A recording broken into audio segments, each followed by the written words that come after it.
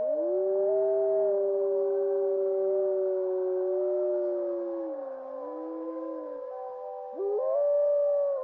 I'm Derrick Jensen. This is Resistance Radio on the Progressive Radio Network. My guest today is Raven Gray. She's a visionary writer, educator, and activist. A permaculture designer for over 15 years, she's a pioneer of the Transition Towns movement. In 2007, she founded Transition US, a nonprofit that inspires the emergence of resilient communities that can thrive in the face of today's environmental and social challenges. Raven holds a BA in Culture, Ecology, and Sustainable Community and a Master's of Science in Ecological Education. She lives in the Point Reyes National Seashore, Northern California. So first, thank you for being on the program, and second, thank you for your work. Thanks for having me on the show, Derek. So the first question is, what is the Transition Town movement? Okay, well, let me just begin by saying that I live on occupied Coast Miwok territory, which is their ancestral lands in Northern California, which is now a designated national park known as the Point Reyes National Seashore. I like to, pay my respects to those people that lived here peacefully for thousands of years, and also the animals that once inhabited here, the grizzly bears, the black bears, the Thule elk, the wolves, the antelope, all of which have now been sadly exterminated by white colonial settlers. And so I like to also pay tribute to, give thanks to not so much the people that live here, but the animals and plants that live here, like the bobcat and the river otter and the red-legged frog and the osprey and the coho salmon and the blue whale, the bishop pine, and all the other living beings who I know here by name and who I hold dear in my heart. And everything I do, Derek, all of my work is driven by my deep love and respect for these living creatures, all of whom are under threat and being killed by our industrial civilization. So, with that, you asked me a question about the Transition Town movement, right? How did I get involved, or what is it exactly? Yeah, and presume that people in the audience will be sympathetic, but they may not know anything about it. Sure. Okay, I have a lot to say about this, and there's a lot to cover. So, what is Transition Towns? I can't really speak about Transition Towns without speaking to permaculture, because the roots of transition are grown in the soil of permaculture. And I first got my permaculture diploma, which is a design course, a 2-week design course, in 2001, which was the very first Earth activist training held here in the Bay Area with Starhawk and Penny Livingston. And I've taken at least 5 permaculture diplomas since then. I've been a teacher in the UK and in the US. And permaculture, understand that I'm giving you the definition of permaculture because transition towns are really a social permaculture. It's permaculture applied at the community scale. So permaculture, which is difficult to define in a nutshell, I'll give it a go, is a regenerative design system or science that meets basic human needs. By that I mean food, water, waste, shelter, energy, etc. And it solves our basic human problems, by which I mean pollution or excessive consumption, while at the same time enhancing ecological health. So it's permaculture's relational approach to design. It's based on deep observation of the natural world. It looks to see what does nature do here and seeks to enhance the diversity of relationships between things in a system, whether it's a human system or a growing system, a food system, or an educational system, because that's what nature does. And nature is intelligent, she's efficient, she's complex, she's incredibly abundant and giving of herself. So, other examples of permaculture would be, perennial polyculture, food forests, or composting toilets that use human manure on the land, because basically our waste is black gold in terms of nutrients, and we shouldn't be flushing it down the toilet with water. So permaculture also has a set of guiding ethics which help it in the process of making good design decisions. They're called earth care, people care, and fair share. So that's the care of the earth and all living and non-living things, care of people. And fair share is referring to equitable distribution of things like labor, resources, money, and skills. So it has social justice built into it. And my mentor, Penny Livingston, used to say, it's the cutting edge of a 10,000-year-old technology. In other words, there's nothing new in permaculture. It's common sense based on thoughtful and protracted observation of the living earth. It's about relearning how to become native to our place. And there's a bucket load of tools and practices that integrate traditional ecological knowledge with modern, small-scale, appropriate technologies, so-called, using them to try and solve these seemingly huge and intractable problems created by an industrial way of life, which brings me to the subject of permaculture and cultural appropriation, which is not something that many permaculturists talk about, but I think it's important because, typically permaculture is described as being founded by two white guys, two Australians, Bill Morrison and David Holmgren, but it really has its roots in the practices and wisdom of Aboriginal cultures, particularly Tasmania, which is where Bill and David studied, and whose knowledge they basically borrowed, or some might say appropriated. So most of what they learned came from indigenous peoples, and I think it's really critical that we acknowledge this legacy and acknowledge where permaculture ideas and practices come from. Otherwise, we run the risk of practicing what I've heard called permacolonialism.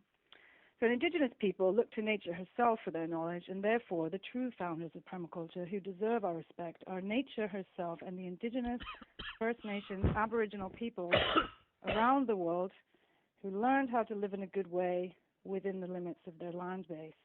And I'm going to get back to transition in a minute, but just let me add that permaculture at its core is about reconnecting people to the land, to each other in a circle of reciprocity. So in other words, in permaculture, we give back more than we take, and we take only what we need. We tend the land and each other in a way that supports and enhances life for all living beings, not just ourselves. So it's more of an ecocentric than an anthropocentric worldview. And for me, it's really a radical spiritual practice. I think it gets to the roots of how we're meant to live on this earth with each other. And I've heard it described as revolution disguised as gardening. And I think if you take it on and really fully acknowledge where it comes from, its roots, then I think it is, or at least has the power to be revolutionary. And on a personal note, permaculture pulled me out in the year 2001 from a very deep, dark depression. I've been working as an activist, since I was like 11 or 12, growing up in the Thatcher era in the UK. I was on the front lines of the poll tax riot, which took place in England, and a lot of other animal liberation front. I was very active, and I was just done with the world. And I really feel like permaculture and the Earth Activist training gave me, the tools and the inspiration to get back and rejoin the fight. And so after I studied the EAT, as it's called, I went back to the UK because I was in the Bay Area. And I went to live back in West Cornwall, which is the tippy southwest end of the United Kingdom island, because that's where my ancestors are buried and where I consider my ancestral home. And I tried to set up a kind of Earth Activist center for myself, for my community, Center of Ecological Education. And while I was doing that work, and that was 2004, when I came across this guy, Rob Hopkins, who was at the time studying at the Hollies Center for Sustainability in Ireland. And I had learned through him about this radical new community permaculture design project called the Kinsale Energy Descent Action Plan, which drew heavily on Richard Heimberg's power dam work. And I had studied and mentored with Richard Heimberg for a number of years here in the Bay Area. So something just clicked for me with this. It was, as soon as I saw that design project, I thought, wow, this is it. This is a tool for collective community action, regenerative design, applicable at any scale across the globe, and we're going to change the world. And I wanted to be part of that. I honestly thought it was going to work, which is perhaps naive in retrospect, but I do, and I still do see its potential. And so I was so excited. I was completely on fire. And so I wrote to Rob, found out he was moving to Totnes in 2006, which is this very small market town just a few hours away from where I lived, and that I heard from him that he was planning on taking this design process, and instead of it being a sort of in-house permaculture design project, he was going to engage his entire community in the design process. So I took the train to meet with him up country and worked to follow in his footsteps and in Totnes' footsteps, and implemented the transition design process in my own community, which, although was not a town, I have to say, I lived in a very economically depressed rural farming and fishing. I was farming at the time down there as well, and it's a horribly depressed region of about 60,000 people. It's known as Penwith, so I founded Transition Penwith, which was the world's official second transition initiative. It launched 2 months after Transition Town Totnes. And I certainly wouldn't call myself a founder of transition towns, but I would definitely say I'm a pioneer. I'm an early adopter who helped grow the wider transition movement through my own efforts and, dare I say, mistakes. And the thing with the transition movement, which I think I've said a little bit already, is that, like permaculture, it doesn't really have a founder.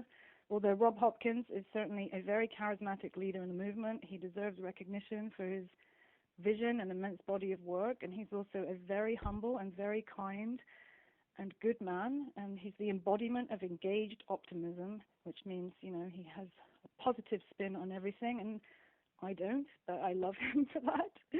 And, there's some other people who contributed to the Transition Towns movement. Let me just name them because they don't often get named, and that is Louise Rooney and Catherine Dunn, who were the two female students in Ireland who actually coined the term transition towns, and they were the ones who also developed the original Kinsale Energy Descent Action Plan. And then there's Naresh, who put together Transition Town Totnes with Rob, Sophie Banks, and the Transition Network members, and all of the transitioners around the world really are building and founding this movement. And to reiterate, it's critical that we acknowledge the true founders of the transition movement, which exist beyond and beneath all of these people and beyond permaculture, and that is the lineage and lifeways of Aboriginal and Indigenous people from whom this knowledge is birthed. So today, I'll tell you a little bit more about what transition actually is and how it works, but let me just say that right now, as of today, it's 8 years old. It's a very new movement. It's a growing movement. It has 1,100 transition communities in 47 countries. There's 11 official hubs and 12 more hubs developing in different countries. Those are like the organizations that support the movement within their country. And one of those is Transition US, which I founded in 2007 when I first moved back to the Bay Area from the UK. And even though those are just some stats, I'd have to say that the ideas have spread, far and wide beyond those numbers. That, when I talk to people about transition, certainly in the environmental movement or the social justice movement, pretty much everybody has heard of transition towns at this point. Okay, what was I going to say? What I going to say is, I hope I'm not talking too much, Derek, or too fast. No, that's great. I can tell you what I love about transition, how it works a little bit, some good things that came out of the movement. Well, before that,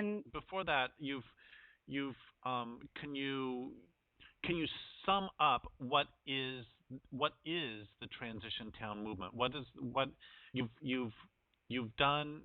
Can you give like the final two sentences on summing up what it is? Yeah, I could. It's really hard to do that, as with permaculture. It defies definition, but its intention is to create a low-carbon, socially just, healthy and happy place to live and work. That's what the transition networks, that's sort of their statement that they say on their website. It's a radical relocalization movement. It's a movement that catalyzes the people in its community to come together in the face of change, and by that I mean climate change or economic instability or any number of crises that are hitting us right now, and to build, a more vibrant, abundant place to live where local livelihoods are supported, where we're connected to each other and our families and the land. It's a movement to build a community for ourselves where we're not reliant or less reliant on fossil fuels, where we're all involved in creating a plan for what we want our community's future to look like. It does have some ingredients and some patterns and processes and principles that guide it, but it's supposed to, like permaculture, the solutions grow from the place itself. It doesn't have a model particularly. It's not like one size fits all and this is how you do it and this is what it is. But it does have these guiding themes, if you like. And then it has a process of sorts. Let me tell you what that is. So it starts out, say you want to do transition, and I forget where you live, but the place where you live. It starts out with a small group of you decide to get together and say, right, we're going to make a change. We're going to, get our community to be more resilient in the face of change and less dependent on the carbon extractive economy. And so you might start off by organizing some awareness raising events. You might do some reskilling events. Reskilling is, there's something in transition called the Great Reskilling, which is essentially a reversal of the Great De-skilling that's been taking place in the last 200 years. Rob Hopkins likes to say we're the most useless generation that's ever lived, that people just don't know how to make things or do things for themselves anymore. I know my grandparents did, my mother not so much, and me even less. So these reskilling events are held all over the world. They're very, very popular in the transition movement, and they're basically skill sharing, things around Well, everything you can possibly imagine, really, as long as it's small scale and appropriate low carbon. So, I'm talking about natural building, local economics, food growing, seed saving, grey water, rain catchment, composting, fiber arts, backyard chickens, herbal medicine, all kinds of things that you can imagine, that skills that would help you get away from the mainstream economy and do things for ourselves. And it's a strategy for building community resilience. So when you're starting out, you might start doing these reskilling events, and then you might get a practical on-the-ground project going, like we did in Penwith. We re-established the community farmers market, which had gone under. Or, I think one of the early projects of Transition Town Totnes was to put nut trees all around the town so there'd be food for everyone, free food. After you do, you never really finish these processes, but after you're involved, you're doing some events, you're gathering awareness, you're bringing people in, then you might connect with local businesses, non-profits. It's a sort of an expression in the Transition Town movement that, don't reinvent the wheel. So look around and see what else other groups are doing and ally with them, whether that be schools or the elderly, the youth, local governments, and other kinds of transition groups, perhaps, that are in the broader region. And then you start to build out your transition group. And that can be, the intention is to catalyze the relocalization of your local economy. So it's looking at all sectors. So in Transition Penwith, we had a transport group, an energy group, a food group. We looked at water and waste. And, all of these areas had their own, they were sort of decentralized, self-governing units that were looking at, where are we at now in terms of food?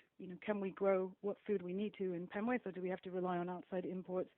Is it possible to be, fully sustainable in terms of food?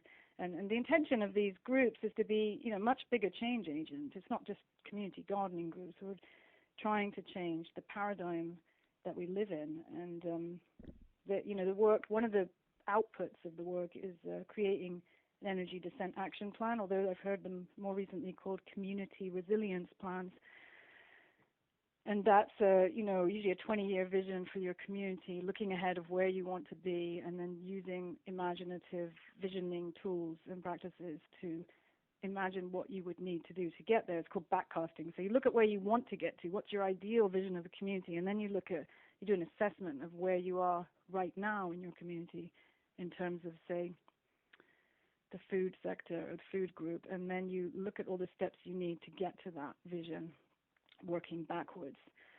So, that involves, transition groups typically involve forming social and cooperative enterprises and, strategic local infrastructure where the community owns its own assets. And then there's another stage that's beyond that in the transition movement. It's called daring to dream, which imagines stepping up the transition thinking to a national level where a new culture of transition could be catalyzed. So that's how it works. Is that clear?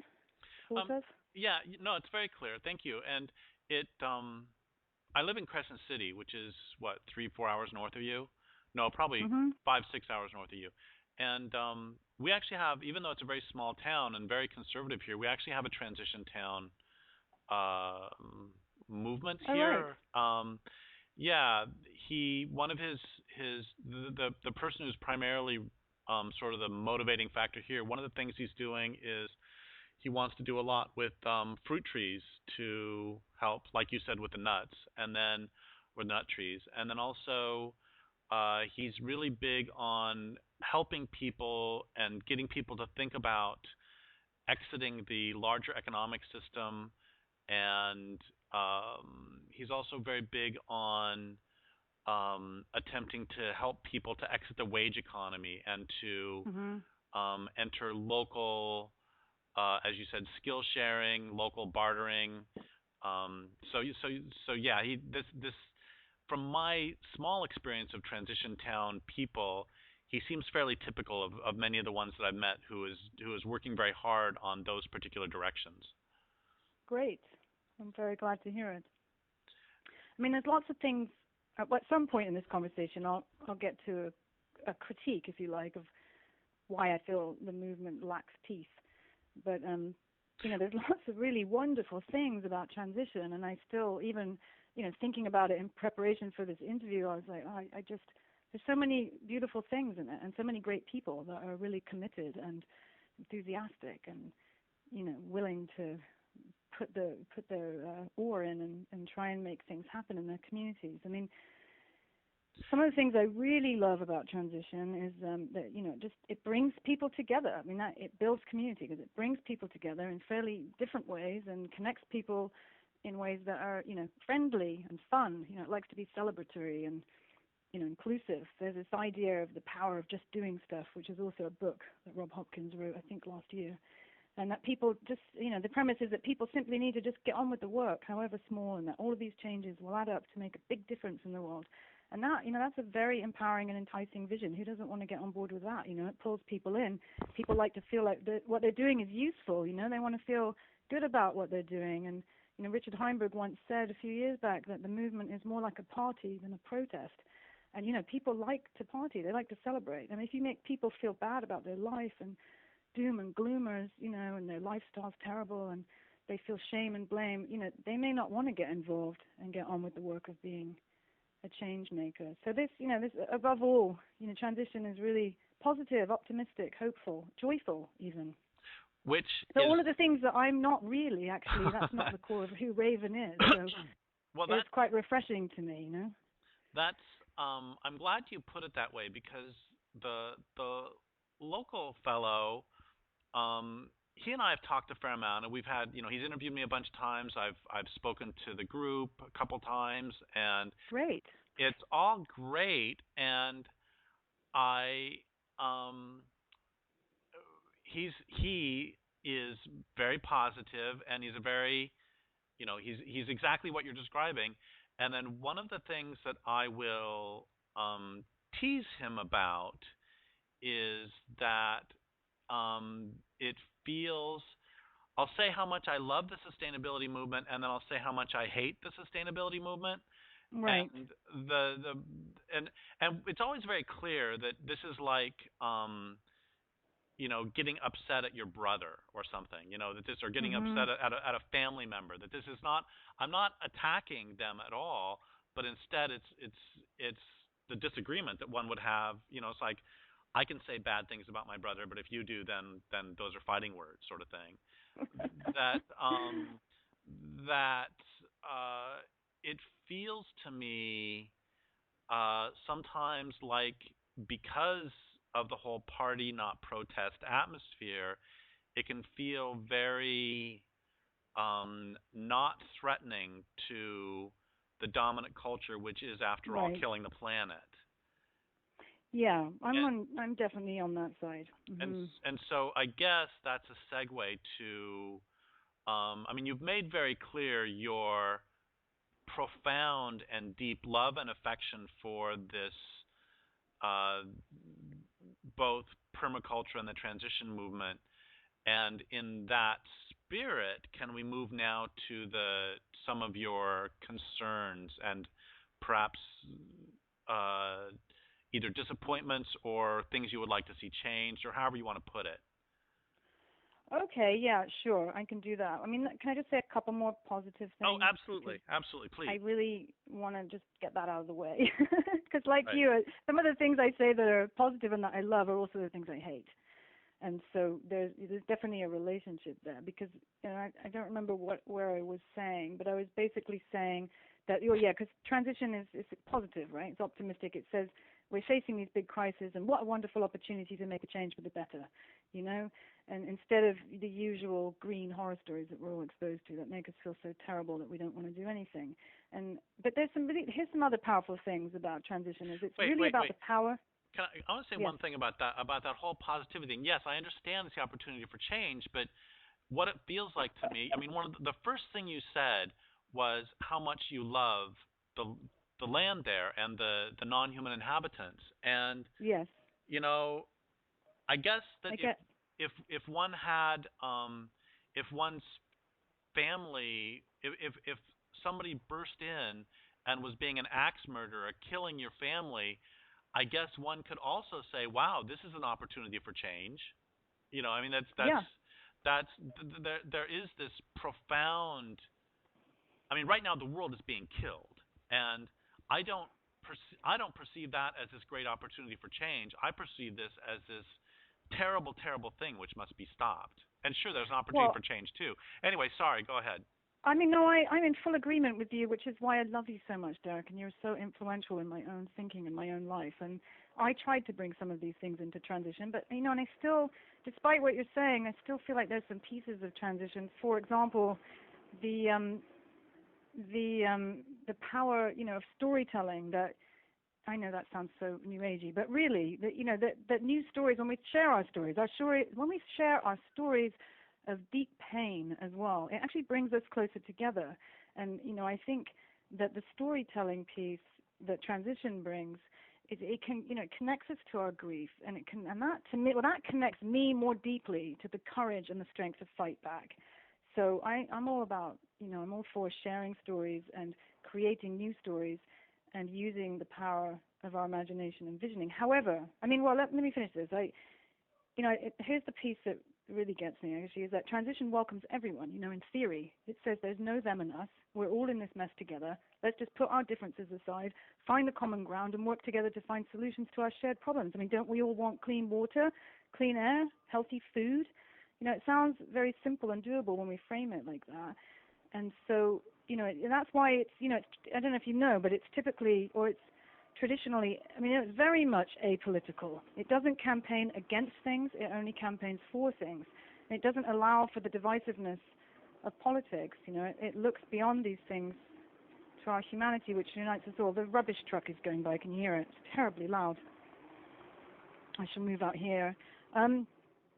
Because, this is what Rob would say and other transitioners would say, was because of this, it gets under the radar, because it's not explicitly anti-capitalist or leftist. And it just slips into communities and gets them to think about things, but by organizing community events. I love this, and I hate that part of transition. It definitely is, one of the things that bugs me the most. So shall we move into my critique a little bit here?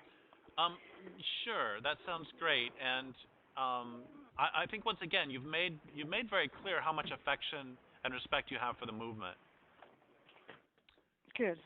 I'm glad, because I do. I really do. I think there's some really powerful things in it, including the emphasis on the inner transition, which is, it's not so much, it's the emphasis on, yes, we've got to do the outer work in the world, but we also have to work on ourselves. So I'll speak to that for a couple of minutes, because I think that is important, at least for me, that the work we need to do on the inside is often overlooked as an activist anyway, on the work we need to do in the outside world, because, I think those two inner and outer landscapes are intimately connected. And what kind of work we do, or what kind of work I did in my life, was deeply influenced by my psychological and mental health, And let's face it, most of us in this culture are pretty unhealthy, if not downright insane. And so, and our bodies, my body is horribly polluted with toxic chemicals. I've developed an autoimmune disorder, which is incredibly disabling. And, I've learned to really work on decolonizing my diet and, decolonizing my life. And with that has come a better state of health, which puts me in a stronger position to fight the good fight. And so, I also think inner transition isn't just about healing our own bodies and minds and helping each other out, work through the psychological aspects of change, but I think it's about dealing with conflict, because there's a lot of conflict in this world. And yeah, sure, NVC is great, and other restorative justice circles, or whatever's happening in the world right now. But I do think, as privileged white people, of which I am one, that we really have to work harder to challenge and transform, the structural racism, sexism, classism that's living in our minds and hearts. And that, the systems of oppression that we have in our institutional structures out there are also in us. They're built into our languages that we use to communicate. And we have to dismantle these things on all levels, to decolonize our minds and hearts, or I don't believe we'll succeed in creating this, sacred, sustainable culture. And that is the work of the resistance movement. And I don't think the transition movement takes it to that depth of analysis and action. Is that your experience in where you live? Please explain what you mean by they don't take it to that depth. Which depth precisely? The depth of understanding that there's a struggle and a fight, a battle. There's a war happening, and it's a war against the living earth and the indigenous people and people of color and and women, and there's a lot of fights and struggles happening, and I don't think that transition speaks to that. It doesn't, and it doesn't analyze it. There's no depth of analysis there or call to action. I mean, it is a revolutionary movement. I think it's quiet. It's I love this idea that we can do things for ourselves from the bottom up and organize together, and that we don't have to wait for governments to help us do it. And I do believe that small actions add up, but there's something missing in the movement for me, something that doesn't quite sit right. I've actually been puzzling over this for years and trying to figure out, why is it missing for me? Well, for one, I was a frontline activist in the UK since I was 11 years old, and I'm also a rape survivor, multiple rape survivor. And I've also traveled across Southeast Asia, India, places like that, and worked, in the front lines of, sustainability or, just indigenous cultures. I've seen globalization and, for myself. And I've also, lived here in the States for a number of years, the belly of the beast. And I listen hard, Derrick. I have a practice where I go out every day and I quiet my mind and I listen, I talk. I mostly listen to what the land is saying, what the trees are saying, what's the voice of the ancestors of this land and the animals and plants that live here. So I think that is why it doesn't really sit right for me, because I'm hearing that effing scream of the earth, and it's mind-boggling how much, just in my neighborhood where I live, in the Point Reyes National Seashore, where they're spraying Roundup, and the guy down the road just cut down his bloody redwood trees for no reason that I can see, and because he wants a view shed, right? He wants to see the bay. So he's cut down the trees, and I've been there for who knows how long, and it just makes me, I'm crying. Like, I can feel that grief is so present for me, and I'm just not convinced that we can transform our communities and civilization as a whole without engaging in a struggle, with the people and institutions that are just getting more and more power and wealth. I don't think those people and the power and the wealth holders exist. They have names and addresses, and I don't feel like they're going to give up these things without a fight. Why would they? They've got so much to lose. Why would they want to give that up? And I don't believe that building a parallel infrastructure is going to work in the long term, And I don't believe that transnational corporations or the big multilateral institutions, or Monsanto or Chevron or any of the big ag, big pharma, big companies, big government are going to just crumble and fall because we, the people, have made them obsolete with our radical relocalization efforts, I just don't see that happening. About, 18 years ago now, I was at it was a get-together, a whole bunch of activists and writers, farmers got together in Washington, D.C. to talk about basically sustainable ag, what that might look like or whatever. And there was one exercise that broke my heart, and I've written about this, that at one point the facilitator said, so imagine that it's 20 years from now, which is now, and that we've achieved a sustainable way to live. So I want, which has really happened, hasn't it? And he said, I want you to tell me what the community smells like, what it feels like, what it tastes like. I want you to imagine this sustainable community. And everybody went around and they were discussing, it's like you said, nut trees, fruit trees, and everybody's taking walks out through the forest garden. And I was getting increasingly agitated. And when they got to me, I said, this exercise breaks my heart because A, you're not talking about how we get there in terms of stopping the psychopaths that are killing the planet, and B, everybody in this room knows that if we were able to, in our community, find a way to be sustainable, and then those in power found oil under our land, we know what would happen to our community, and we know what would happen to our land. And if we resist, we know what would happen to us. And for me, that's the and once again, I really enjoy the local transition town guy. He's great. I think I have so much admiration for him. And one of the things I always say when I'm discussing this with the group or something with a transition town group is I always say I think the transition towns are necessary but not sufficient. And That's I perfect. I feel like there's this great line by Kropotkin where Kropotkin talked about how so many revolutions have failed because of bread. And what that means is that if people don't have food, they're going to go back to the system that gave them food. And the dominant culture gives us food, most of us. Mm-hmm. Um, Mm-hmm. and that's one of the brilliant things that capitalism and civilization do is they make us, and like any abusive system, what is the first thing that an abusive partner does to his lover? One of the first things he does is make her economically dependent on him so she can't leave. And it's the same with the dominant culture. Sorry to rant about this, but it's the same No, with the I hear dominant you. culture that capitalism makes us dependent. Why do people have to get jobs? It's because they don't have access to food, clothing, and shelter without the jobs. So Transition Town does a great job of saying, look, let's make ourselves self-sufficient for that, but then there's that next step. What are you going to do about the fact that there's already war been declared? Oh, and there's one more thing I'm going to say, which is that Okay. unless do you want to respond to that? If you want to respond to that, then I'll just either hold No, mine or forget about it. no, I'll just hear you. Carry on. The other thing I'm thinking about is I keep thinking, and I read this in the Nazi Doctors back when I was back in 1992 or something from Robert J. Lifton's great book, and he talked about how it was that the Nazi doctors, the doctors could work at death camps. And what he found is that many of the doctors actually cared very deeply for the health of the inmates, and they would do everything they could to keep the inmates alive. They would hide them from selection officers who were going to kill them. They would give them an extra scrap of food, etc. They would do everything they could except for the most important thing, which is to question the existence of the larger death camp culture, larger death camp itself. So they wouldn't question.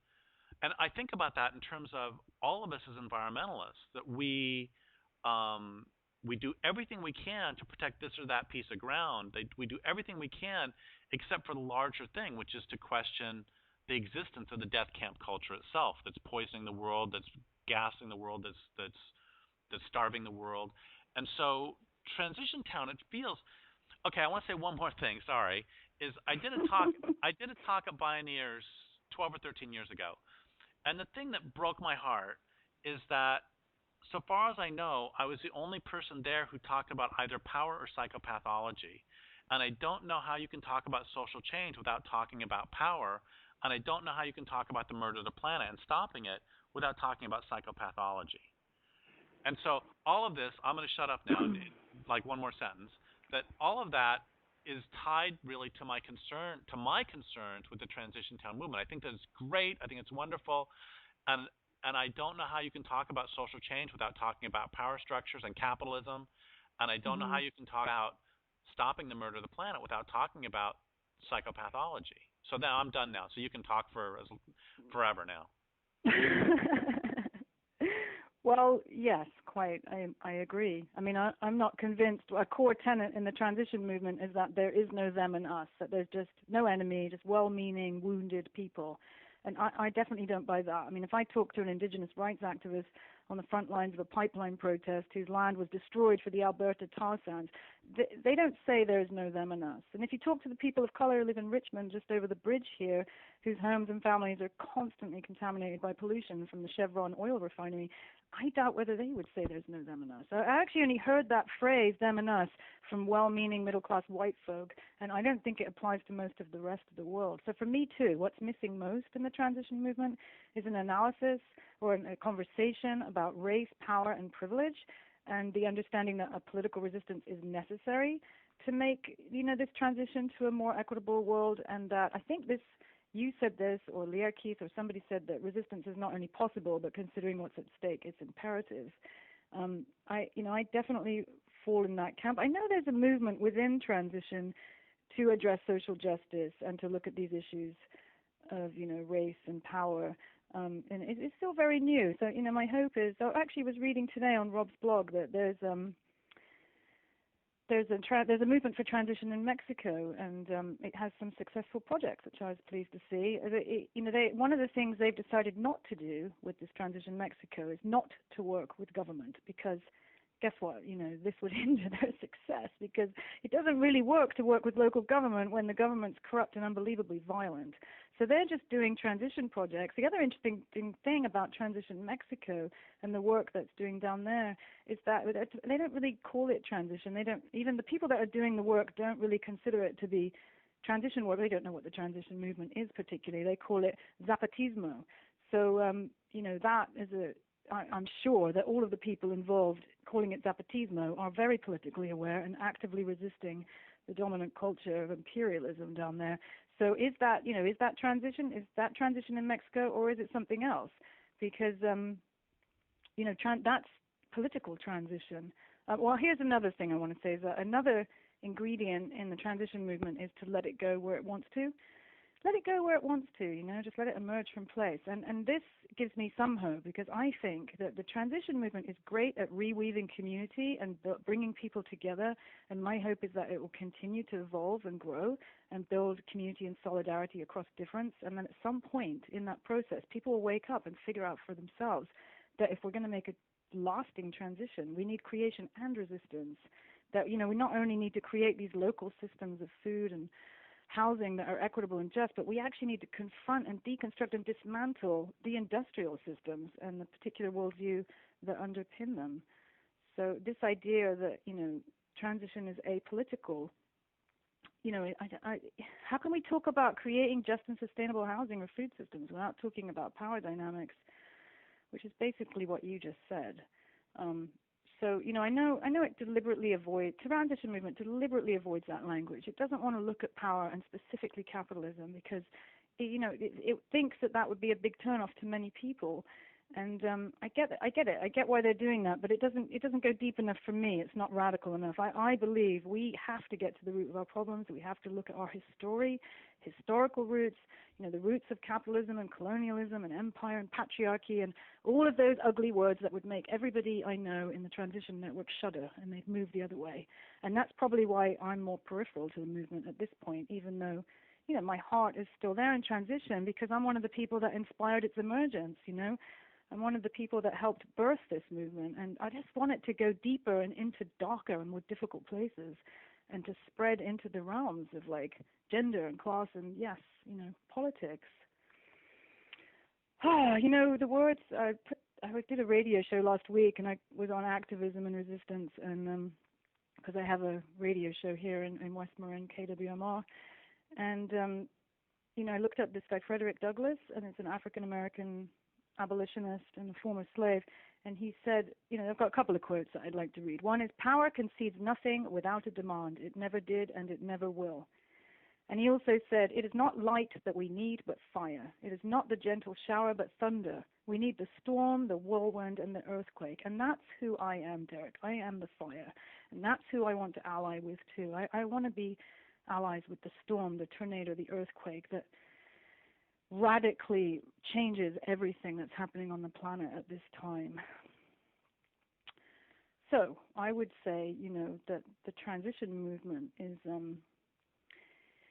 it's an important part of the solution, which is basically what you just said too. I don't want them to disappear. I want this movement to succeed. I'd just like to see a little more teeth in the movement, a little more teeth and claws, more fire, more of a direct confrontation of power structures. The trouble is that the people in the transition movement, as in permaculture, tend to be white, middle class, dominantly male, and we've all, the people that are in it have benefited from this system of imperialism.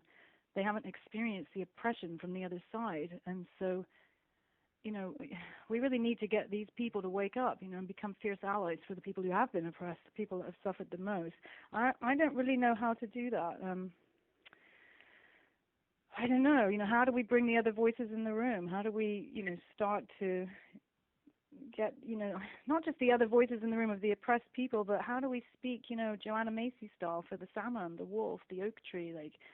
How do we do that without acknowledging this incredibly unjust system of white privilege and patriarchy? Because we have to name them. We have to name them, see them before we can dismantle them. And the people that are in those institutions, and I'm not going to give that up without a fight. So, it's such an overwhelming task, isn't it? Do you know who the Trapeze Collective are? No. They're a group of anarchist social reformers. They're really radical people that are in the UK, and they produced a paper which I don't have here on the transition movement. I had it here somewhere, but it's disappeared. But they said, they have a saying, which is a play on words from Mahatma Gandhi, who said, first they ignore you, then they ridicule you, then they fight you, and then you win. I don't know if you've heard that before. Uh-huh. But the trapeze collectors said, first we were ignored, then we were ridiculed and laughed at, then when our ideas started to become really effective, we became a real threat and they defeated us. And that, that's my fear with transition. It's under the radar right now. I don't think, it's really a threat yet. Although I did listen to Rob. Rob Hopkins is presenting, he's put a publication together for, I forget what does COP stand for, COP21, the climate change talks that are coming up, Do you know what that stands for? No. COP21? I No, don't either. but But anyway, I know it's the United Nations thing. It's the United Nations thing that's happening, the big Paris climate change talks. And he put together a publication called 21 Stories of Transition, how a movement of communities is coming together to reimagine and rebuild our world. And it tells 21 stories of 39 transition projects in 15 countries. And it has, significant measurable impacts. And, it's told in the voices of the people who are doing the projects. It tells the story of their challenges and their strategies they're using to ensure their community resilience. And, one of those projects, I don't know all of the projects, but one of them is to do with community energy supply companies, cooperative community energy supply companies. And there's a number of those happening now in Britain where communities get together, they buy their own solar panels, they're powering their communities themselves, they own the energy company basically. But it turns out that because there's enough of them now, Rob just slipped this into his presentation. I wasn't sure, I haven't looked it up, but I was going to try and look it up online. But it turns out that I know that he said that the UK government is now trying to push through legislation that makes those kinds of projects become impossible. It hasn't gone through yet, but I guarantee that that's not a coincidence, that the UK government is putting that legislation through as a direct result of these transition groups. There's 400 transition communities in Britain that are trying to do, many of them are trying to do these community energy supply companies. And I guarantee it's got above the radar and it's been noticed and now it's going to get crushed down. So what are we going to do about that? It's like that. We're going to have to fight that. I'm not in Britain, so I'm not going to fight it, but the people on the front lines over there are going to have to fight that. Anyway. I've probably said enough. I should speak also to, I think Max Wilbert calls it the Great Green Hope I think that's what he called it. I saw his presentation at the Fertile Ground Institute on the illusion of green technology, and I've already read a number of publications about, the dark side of green tech to the point where it's not a solution. The green tech industry is heavily dependent on the fossil fuel industry, and if everybody has solar panels and ramps up their green tech, it's going to be dead. Everything's going to be gone. It's not a solution. So I'm really, I just really wish that we were questioning these things more. Are we going to do something, Derrick? Or are we going to do nothing? Are people going to get up and fight? Or are we just going to all disappear in the sixth great extinction? I don't know. Well, I think that that if there is any hope of people fighting back, then I think it will be in great measure because of precisely what you've been saying for the past 45 minutes. And I think it will be in great measure because of people like you who are telling these stories and simply telling the truth. I think it's like a doctor friend of mine always likes to say, he's also my environmental mentor, John Osborne. He always says that the first step toward cure is proper diagnosis. And, if people are asking the wrong questions, they're going to come up with the wrong answers. And it seems to me that what you're doing is just incredibly important of casting about and attempting to figure out what the right questions are, which seems to me is the first step. Yeah. What I really struggle with myself is maintaining a positive attitude and it's hard to get up sometimes. Well, I think... I'm sure you know what I'm talking about. Oh, every moment of every day. I saw this. And I can... Yeah, sorry. I saw this beautiful golden-crowned kinglet a couple days ago. It's a bird who you don't see them very often, although there's 100 million in the United States. You don't see them very often because they live in the tops of trees, and this one happened to be down by the ground.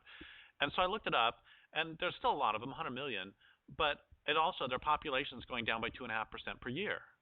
And this is true no matter who you're talking about. You know, whether we're talking about the red-legged frogs you mentioned or anybody else. I mean, the world's being killed, and of course it's hard to get up if you're actually a living being.